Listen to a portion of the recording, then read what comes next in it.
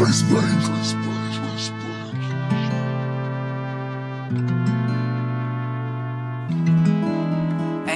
I figured out my key to success, now I'm locked in. I learned how to open doors like a locksmith. Alrighty. Welcome back. Good morning, good afternoon, good night, wherever it is you're tuning in from, we definitely appreciate it. Say what? It's 5 o'clock somewhere. Yeah, that's true. On the mats here at the Next Element Academy in Myrtle Beach, South Carolina. And you are now locked in with DK and Atwood. I'm Atwood. The killer to my left is DK. You're giving him the death stare. Yeah. I'm like bills down. I'm like trying to look at the microphone. Today, hope you're geared up from the feet up because it's all about jiu-jitsu, baby. DK, black belt, owner of the Next Element Academy here where we train. The main jiu-jitsu coach. So today we're going to talk about jiu-jitsu, man. You've been a black belt for, 18 years? No, I've been a black belt for going on 9 years. I've been training for going on 18 years. Yeah. Okay, my bad. I got it backwards. I was like, wow. Yeah, right? Wow. Things I want to talk about today is obviously the stages of Brazilian Jiu-Jitsu, white, blue, purple, brown, black. I want to talk to you a little bit about each stage and what the belt means, the primary responsibilities, what someone will learn or needs to know at said weight or belt, and how you gauge stripe promotions, and also what you'll need to know and be able to perform to get promoted to the next level, right? So we'll just start with white. Okay. So in your words, just tell us what a white belt, what that stage means, what it's about. Oh man, you know what? White belt's all about surviving and learning, right? Those are the areas or the stage in your jiu-jitsu career where you kind of, you're just constantly learning every single day, and you don't know anything. Right. You're a baby from the beginning. From the day you walk on the mats. I remember the first time I walked on the mats, I thought I knew how to fight, and that just got me you think you can just throw people around, right. And it's not.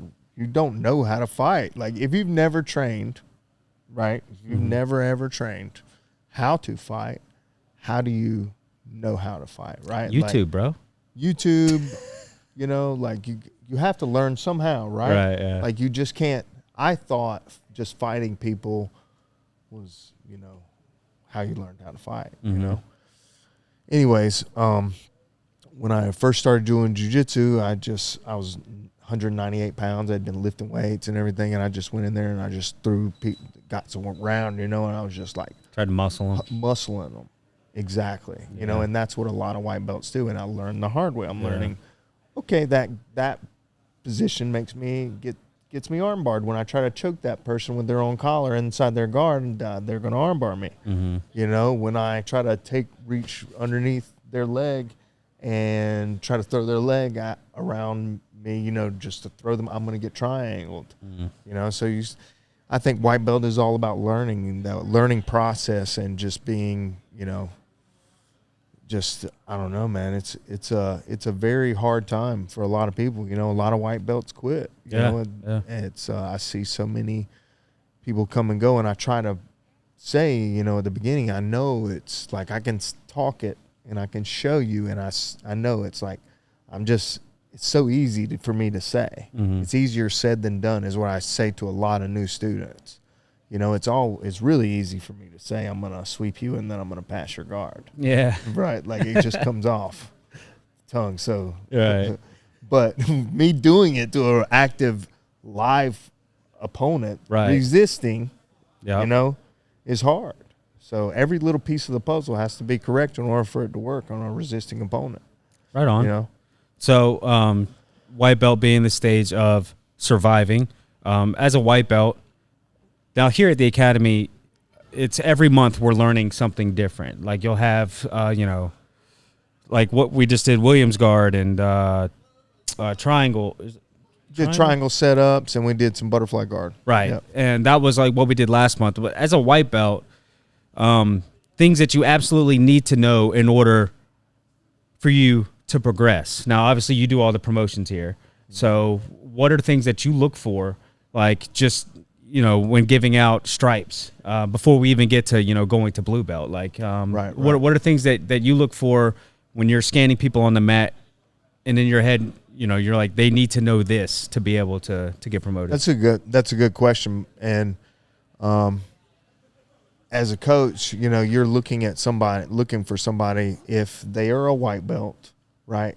I want them to see them, doing, if they're trying to progress, they should be doing really well against other white belts, right? Like sometimes they might catch a blue belt in something, or maybe a sweep, right? Or, a submission or something like that, or a choke or something. You just never know. So it just depends, man. Like I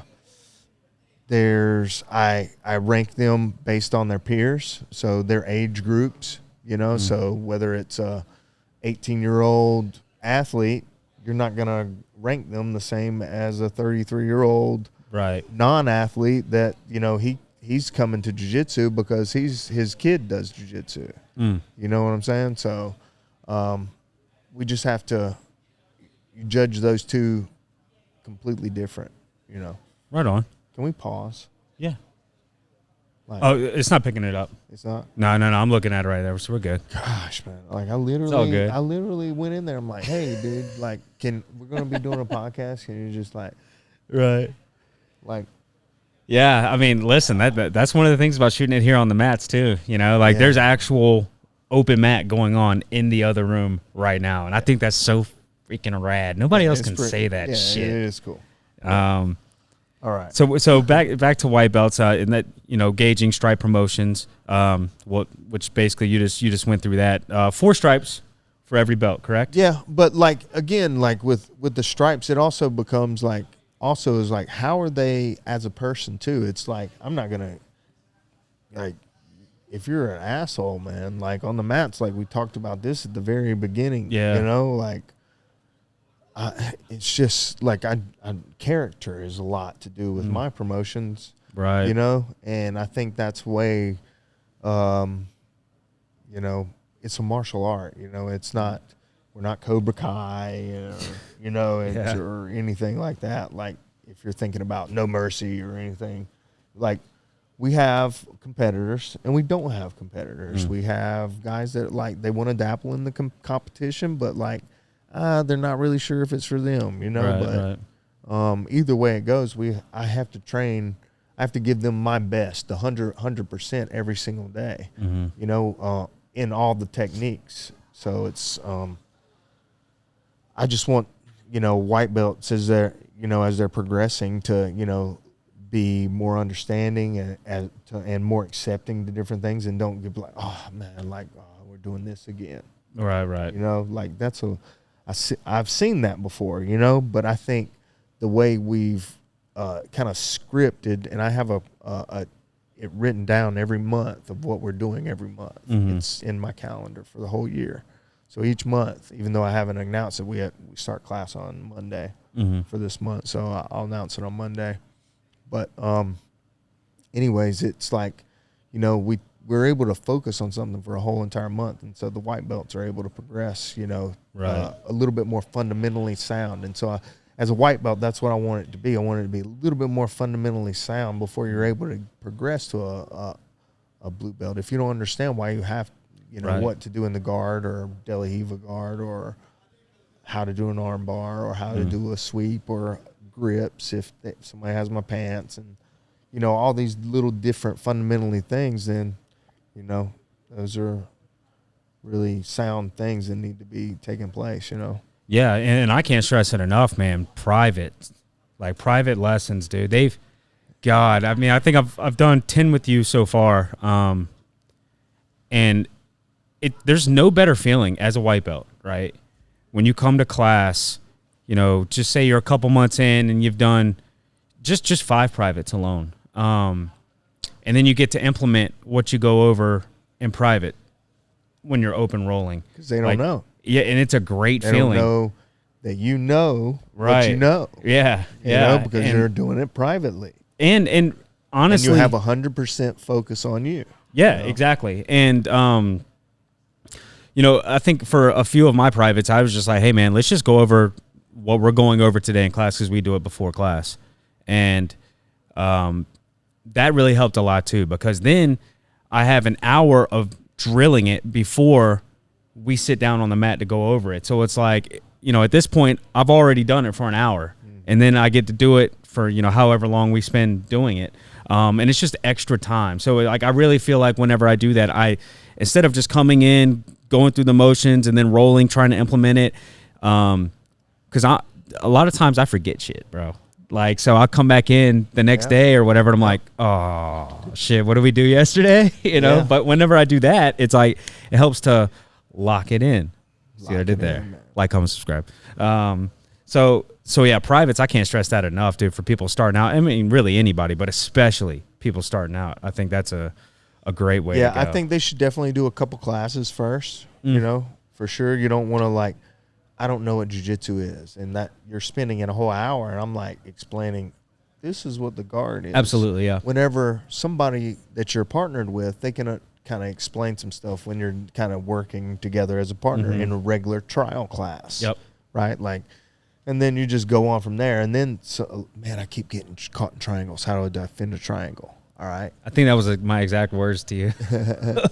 All right. Well, this is one of my go-tos, or this is my go-to, and something I've been doing for years, and I'm able to, I've learned through trial and error, for however many years of doing jiu-jitsu, and it takes the guesswork out of it. You get the immediate plug-in and the download right there. Yeah. And so that's why privates are, yes, they're expensive, but they're also, it's like, can't put a price on your life. do you want to learn, you want to spend 7 months trying to figure out how to escape mount, or do you want to pay $100, which is the equivalent of around a month of training? Right, yep.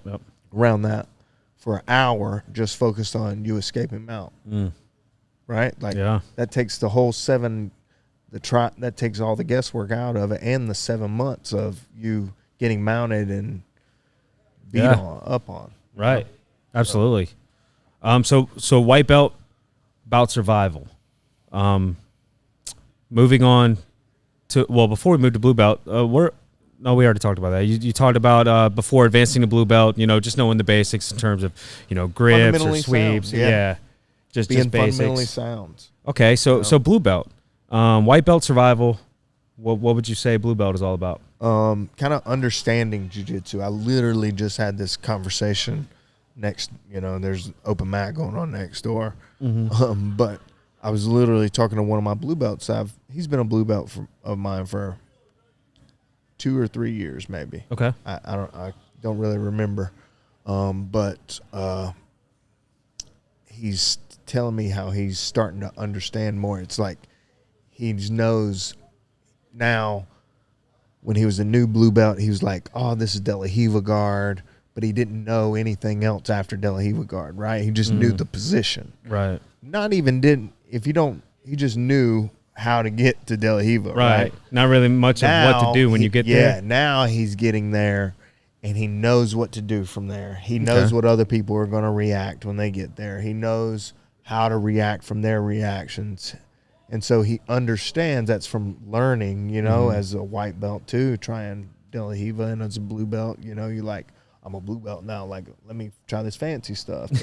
What I call fancy stuff is because back in the day it was just closed guard, open guard, butterfly guard, half guard, a little De La Riva guard, but a little spider guard, but it wasn't as much open guard, back then. So, right on. So when it comes down to responsibilities for the blue belt, things that you will learn, or I don't want to say you will learn, but things that you need to know in order to progress as a blue belt, like what are things that you gauge for that?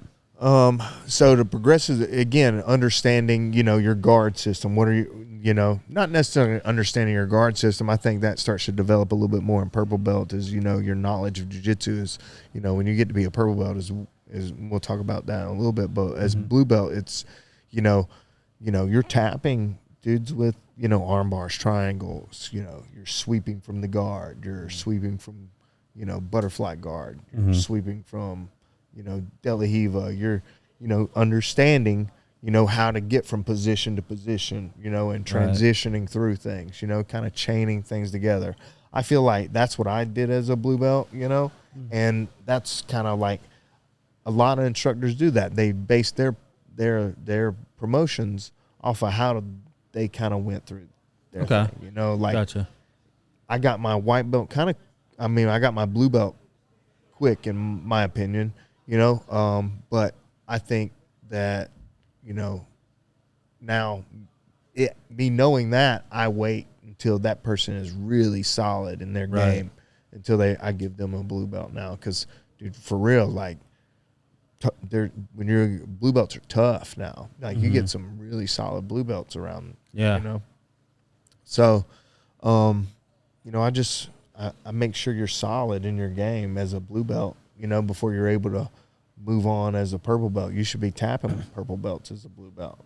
Some, maybe not a whole lot, but you're definitely, I want you to be, when you start to get to colored belts, that's like, that's because it's like you go to another school or something, you go to visit there, you show up as a blue belt or you show up as a purple belt, they ask, where are you from? Right. You show up as a white belt, you're just a white belt, right? Yeah, exactly. There's not a whole lot of meaning yet, right? Yeah. Like, a promotion to, giving somebody a belt, in my opinion, is something that's very personal, right? Like, I'm giving you this belt because, like, I believe that, you should be this rank, and like under me per se, like, in quotations, like, so, but you're representing my school, the academy, or our school and our academy and my name and my reputation as well. So other people say the same thing. So you want that blue belt to be just solid in their game,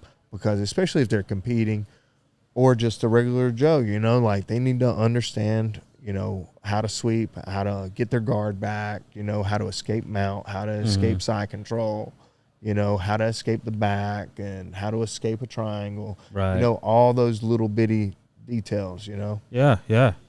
And that makes a lot of sense too.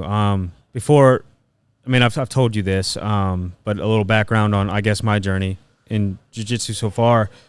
I started training, so I'm in the radio business, as you know, and we had a partnership with a local gym that was just that. It was a gym, and they started offering jiu-jitsu, and I had a free membership, and I'm like, well, this is something I've wanted to try, so I get to do it for free. I'm going to go do it. Started training, did a couple months, maybe more than a couple, probably like 4 or 5 months, and I'd gotten 2 stripes on the white belt, and then had knee surgery. That coach quit showing up, so years later, I started coming to train here. And so, how long did you take off? Probably, it's got to be around 3 years. Wow, really? Yeah, and that's one of the reasons when I came back, I was like, dude, I'm taking these stripes off. Because I come in here and I roll with dudes that have 1 stripe or 2 stripe, and I'm getting smashed. Like, and in my opinion, I feel like a lot of people can say that they're their biggest critic, but dude, that resonates with me so hard, because whenever I left, it's like, man, I'm going to wash this belt, and if these stripes come off, they're staying off. And that's what happened. So I was like, all right, so I'm just going to start over. And I'm totally cool with that, because whenever I get promoted, I want to know that I earned it. I don't want to get a stripe just so, they can be like, well, if I promote them, maybe he'll come back next month or whatever. And I feel like a lot of people do that. Maybe not only with jiu-jitsu, but like karate and like anything that has like a ranking system like that. No, you definitely see it, bro. Oh, yeah. You see people here. I've seen it happen. I've been around a long time, so I've seen it happen other places, They'll hear that maybe so-and-so is going to leave if they don't get promoted, or maybe,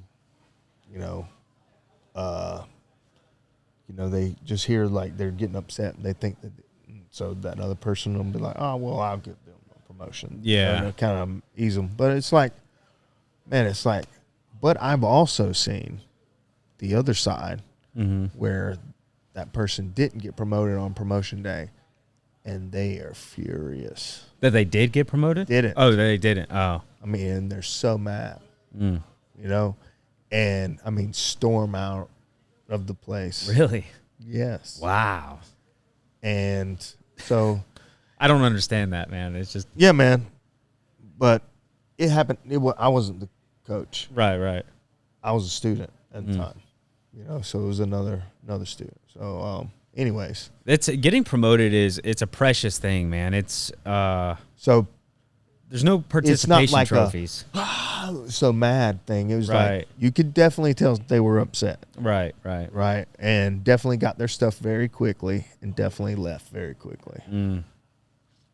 Yeah, see, I mean, for me, and I had this discussion with you when I first started back. You know, obviously, getting rewarded for your work and anything you do is nice, right? Yeah. But like, if I stayed a white belt for 3 years, it wouldn't bother me because I don't do this for that. Like, you know, this helps me tremendously, not only with like potentially saving my life one day, For you know, sure. and confidence, self-esteem, all that stuff, but it helps me with reffing MMA as well, like what to look for. And you know, I've actually been in some situations in the cage in my short time that I've been reffing where I'm like, you know, if I didn't practice jiu-jitsu, I wouldn't have known he was in danger. And so that's not in danger, right? right. Yeah. You know, one of Good my point. students, you know, was escaping a triangle in full mount, and yeah, like he was getting punched in the face, but like he was literally, boop, he hipped up and he came out as soon as obviously like he was getting beat up, but you have to understand a little bit. Some jiu-jitsu, you know, and understand but like, dude, his legs have to be locked for him to be like in a triangle. Yeah. And even like positioning as a ref, like, oh, is he about to get rolled here? You know, are they trying to set up like an anaconda or something? Or is this something he's going to put him unconscious, which was a controversy like last week? Was that last week? He got put unconscious and armbarred right after that? Yep. Asleep. That was hard to watch. Gets armbarred. That's hard to watch, man. Like, and who knows, like, wake up and you don't even you wake up and your arm's about to be snapped. Like that's tough, dude. So that was hard to watch. So things at a blue belt that you look for in a blue belt before advancing to purple. You should you know, being able to transition, you know, and know why you're transitioning from guard, you know, from De La Riva, or being able to transition from, you know, a butterfly guard to a half guard to, you know, coming up to the back, you know, and understanding if the arm is past the center line, what's going on, you know. So there's a slew of other things that I look for, you know, but obviously it's like a purple belt is a big jump from, you know, you're a blue belt in my opinion for a good 3 years, just about. I was a blue belt for 3.5 years, and you know, I think thankfully, because by the time I was a purple belt, man, I was a good purple belt, and that's now that's how I do my promotions. Gotcha. You know, are you tapping other purple belts? Are you sweeping other purple belts? You know, or are you beating them in a 5-minute match? Like you might not even. That might not even be your game. Like early on, like when I was starting out, I was focused on submission solely. Now I understand how important position is, you know, so you have to understand position really well as a blue belt in order to progress over to the purple belt.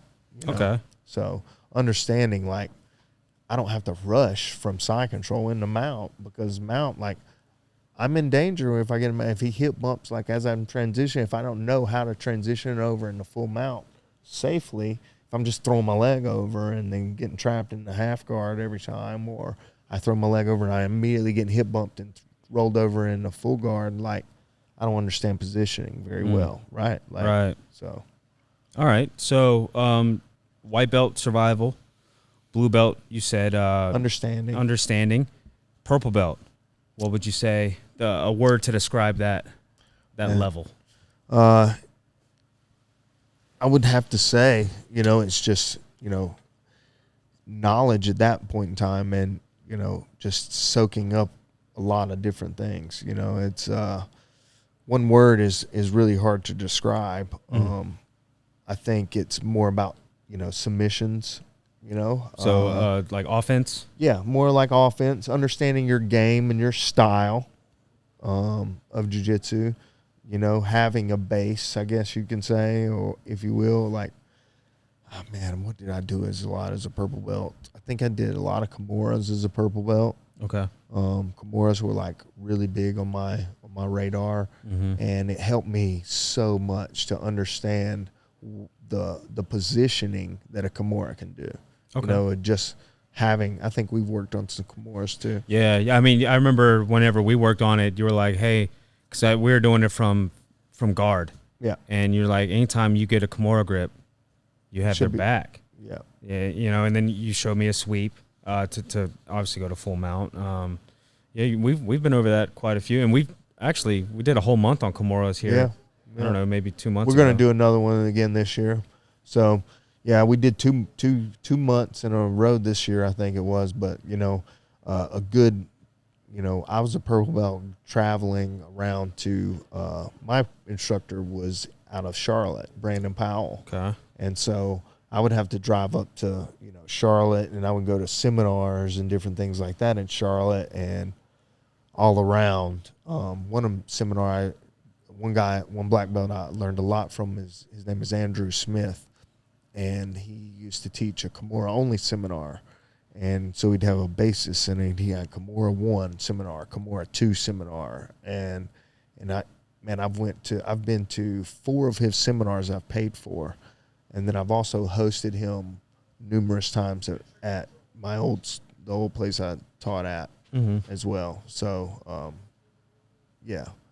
It's I think, you know, understanding your game and your style, and submissions, and man, purple belts are good, you know. Yeah. A purple belt, I learned. purple belts are really good, you know. I think, you know, that's where you kind of learn a whole lot. I know we said learning is part of white belt as well, but it's the entire time. Yeah. You know, I think I've been a black belt going on 9 years this year in July.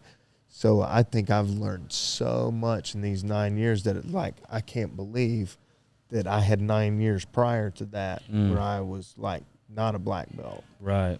You know, and I feel like the amount of time I've learned as a black belt, man, I was like, I didn't even know jiu-jitsu then. So it took me that whole first 9 years until I got to black belt.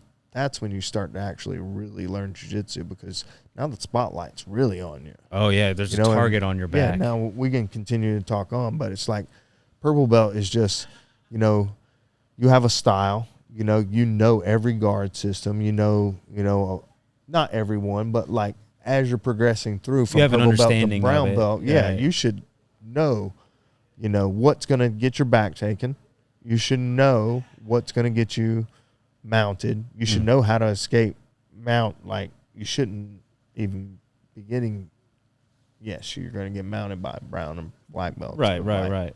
You know, it's going to happen, but it's going to happen, you know, but you should understand quickly, like, understand, like, I need to get to my hip, and I need to use my elbows, and I need to frame, and different things like that. But it's like, you know, a purple belt's attack, you know, constantly, because usually you're young. If you're starting out young, like, right. I mean, you're older. I'm not. You look young. Thank you. You know, by the time I'm purple belt, maybe I can grow a beard, dude. Like, I mean, you definitely don't look over 30 for sure. Right. So, but you know, most purple belts are younger guys. You know, especially when I was coming up, you get guys that were former wrestlers sometimes, and they knew the grind, so they didn't get weeded out on the white and blue belt range, and now they're strong purple belts, you know, and they're tapping dudes with Darce chokes, or like, you know, Austin got got really good at Darce, you know, now he's a purple belt, and like that's kind of what he's known for, is like Darce chokes, you know? And he's just been a purple belt for a little bit. So, you know, I just think that, you know, going forward with, you know, from purple to brown belt, you know, you have a whole understanding of the guard system that you want to play as a purple belt. Mm-hmm. You know, you know De La Riva guard really well, and you can go take the back from De La Riva, or you know, so we can just go on and on about purple belts, because that was a big learning experience for me. I focus a lot on butterfly guard, you know, and my underhooks and my overhooks, and you know, but I think it's a lot about attacking and offensive stuff, because your defense it's constant, you know, and so I think getting into purple belt, it's got to be a lot of offensive stuff, because that's going to give you a better, tighter game. Now you understand your positioning and everything. Well, now I'm going to start attacking, right? You know, so in terms of advancing from purple to brown, to sum up purple belt in one word, I guess we could say offensive. Right? Offensive, yeah. So when advancing from purple to brown, I mean, you basically went through, you know, being able to transition, knowing the dangers of positions, knowing. And now, you know, at brown belt, it's all about escaping and not getting caught in those things, right? Crisping up every little technique, not getting caught in an arm bar, you know, that's from the guard. You know, you shouldn't be like you. By the time you're a brown belt, you've been doing jiu-jitsu for 8 years. Yeah, at least. You know, somewhere around in there. Unless you're BJ Penn. Yeah, unless you're BJ Penn, man. Or I think Kit Dale, there's a seminar actually in at Swamp Fox in Florence with Kit Dale. Oh, okay. So, and I think his coach as well was black belt. I can't remember that guy's name, but Brotherhood. So for brown belt, escaping, being able to escape, pretty much get out of anything that you're put into, and not necessarily putting into, but like not even getting caught, right? Right. Like not like I'm getting a triangle on me, and then I know how to escape it. It's like I'm not even. There's no even chance of you getting a triangle on me. You know what I'm saying? So it's like understanding and escaping, you know, and position. Again, I go back into the positioning thing, but it's just because I guess that's a constant thing, you know, understanding position, because it's an ever transition thing. If I don't want to get caught in a triangle, you know, I need to know, you know, what's taking place and what's putting me in danger, right? So, you know, escaping knowledge at brown belt, and not even, you know, being able to, you know, somebody's got your back, but you know how to escape the back, like you're not getting caught in that. Right. So, advancing from, have you given out any black belts since Nope. you've? No. Ever. Okay. Never, man. It's had a few on the radar at one point in time, you know, and it's just over time, you know, transition from opening my own school, from, you know, being in another place for 4 years. You know, I was a black belt for 4 years at another school, and growed their program, you know, and promoted people to brown belt. But, you know, opening up this place and moving on. Right. I haven't, you know, and I think that's like I don't know, man. That's a big deal for me. Yeah.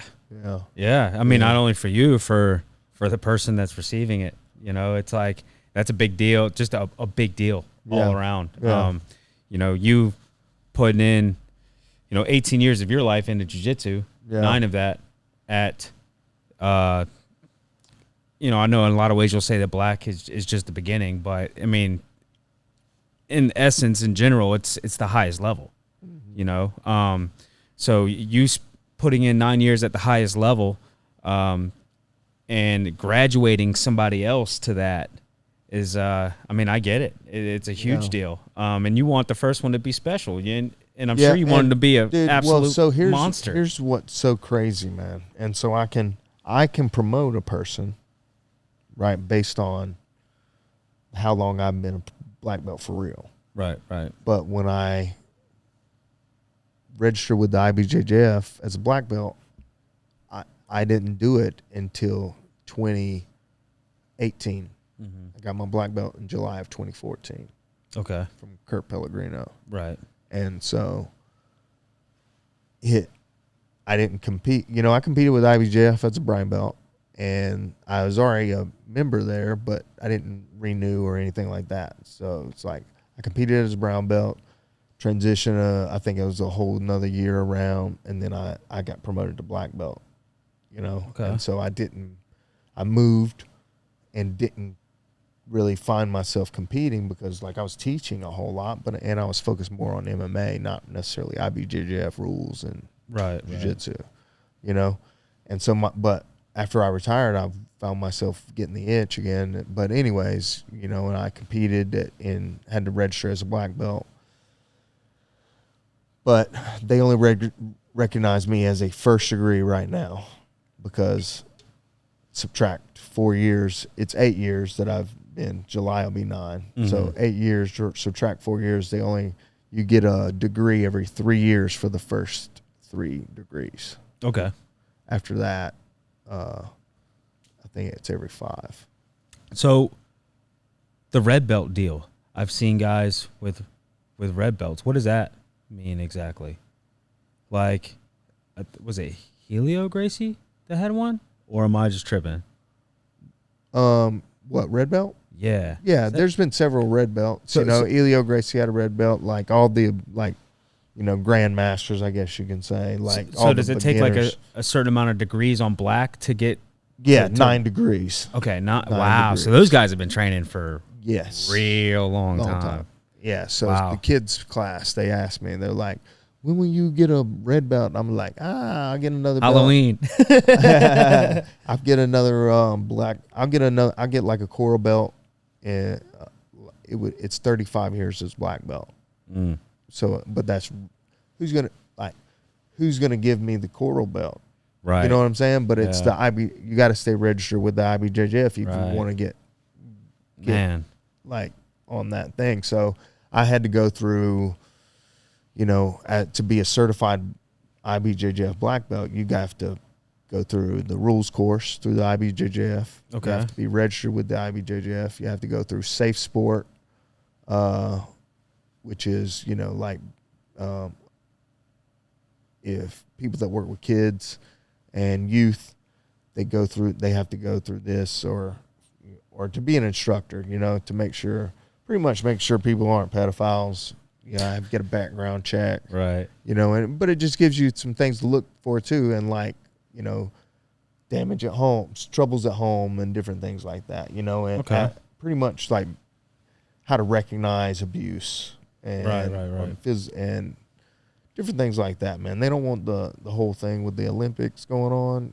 With that doctor. Yeah. Remember that? Larry Nasser or something like that. Yeah, bro. Yeah. So that's what I think of anyways, right? Like, but I think it's good. Right. It gives you a little understanding of some things, and and me as a business owner, like I don't ever want to put myself in any sticky position. Right. Like I have too much that I have worked my entire life, like not entire life, but like 18 years of my life. Yeah, your entire adult life. Yeah. For that I do not want to just lose because some stupid stuff that like, even if it's a mistake or not, right? Like, I don't ever want to put myself in that position. So if any girl wants to do a private lesson, there has to be somebody else. Right. Has to be here. Yeah. Like I never want to have, any type of situation like that. All right. So, I mean, yeah, obviously, that wouldn't be a good thing from a business perspective. Yeah. So real quick, just very quickly, while our cameras are still on here, describe black belt in a couple words before we wrap. It is a master, you know what I'm saying? But you're just a beginner at the same time. You have to be an instructor. Most black belts, they should understand how to teach. And so before I promote a black belt, for me, they have to be a really good instructor as well. Because I feel like I'm a good instructor. I'm a passionate instructor. So, I just feel like, they just, you know, just a all around good person. There isn't just one word for being a black belt. It's, you know, your knowledge is your power at that point in time, because now people are looking at you for guidance. Right. So as a black belt, that knowledge is now, sometimes people use it in a bad way, like we just talked about with the whole IBJJF thing going through. Yeah. So some people use that. That's why those rules are in place, you know, because people have used that knowledge as power. And so you have to be able to, you know, be just a good person and just, you know, and that's what I look for is, you know, a good instructor, a good person, you know, very good at jiu-jitsu, understanding, you know, all the positions and details involved in that, and being able to teach it and being able to, you know, explain it in different ways and not, you know, use too much time up and ramble like I do sometimes. That's all good, man. But yeah, it's man, it's just it's never ending path, you know. So black belt's just the beginning of the journey if you're in this for the long haul, you know, and you want to be a master. Right. So just to summarize real quick, white belt, survival. Blue belt, well, we'll say survival and learning basics, right? Yeah. Blue belt is understanding those basics and applying them into transitions. Yeah. Purple belt, offense, learning how to put yourself in good positions, also, you know, defending from people advancing in good positions. So it's offense and defense. Brown belt, escaping. Yep. Not getting caught in bad positions. Right. And then black belt, it's just the beginning. Just starting all over, man. It's like when you prestige on Call of Duty and you got to go back through it all again. Yep. Right on. Right on. So it's because now it's like, man, now you got people visiting your school, or if you own a school, you got people visiting school, and like being here in Myrtle Beach, man, we got a black belt this coming up week from another place, and a brown belt and other things too. So, yeah. Right on, man. Well, listen, guys, if you enjoy this type of content, we talk about everything combat sports. So if you enjoy the content, go ahead and uppercut that like button, you know, and Hulk smash that subscribe button, and maybe, just maybe, guillotine the notification bell like it owes you some money, you know, and check back in with us. We'll once we start dropping, this is going to be an every week thing, man, and we hope that you tune back in with us. We'll have some guests coming up here in the near future. So, hey, man, DK, appreciate you, dog. DK Y'all have a good out. day.